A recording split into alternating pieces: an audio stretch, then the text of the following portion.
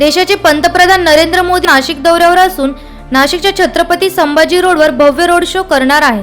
27व्या राष्ट्रीय युवा महोत्सवाचे उद्घाटन देशाचे पंतप्रधान नरेंद्र मोदी यांच्या हस्ते होणार असून याच उद्घाटनाप्रसंगी नरेंद्र मोदी यांचा मिरची हॉटेल ते जनार्दन स्वामी आश्रम पर्यंत रोड शो आयोजित करण्यात आला आहे। या रोड शोची रंगीत तालीम आज करण्यात आली।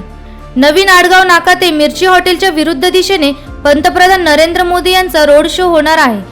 रोड शोच्या दरम्यान रस्त्याच्या एका बाजूला विविध सांस्कृतिक कार्यक्रमांचे आयोजन करण्यात आले असून नागरिकांनाही पंतप्रधान नरेंद्र मोदी यांना पाहता यावं यासाठी प्रशासनाकडून जोरदार तयारी करण्यात येत आहे। या रोड शो साठी केंद्राची सुरक्षा यंत्रणा सज्ज झाली असून विविध प्रकारचे अत्याधुनिक वाहन नरेंद्र मोदी यांच्या पाठीमागे असणार आहे।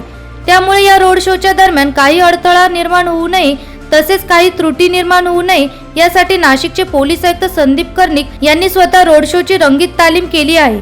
यावेळी जिल्ह्याचे पालकमंत्री दादा भुसे, खासदार हेमंत गोडसे यांच्यासह केंद्रीय सुरक्षा यंत्रणा, राज्याची पोलीस यंत्रणा तसेच नाशिकचे पोलीस अधिकारी उपस्थित होते। एनसीएन न्यूज साठी प्रतिनिधी रोहन दानी, नाशिक।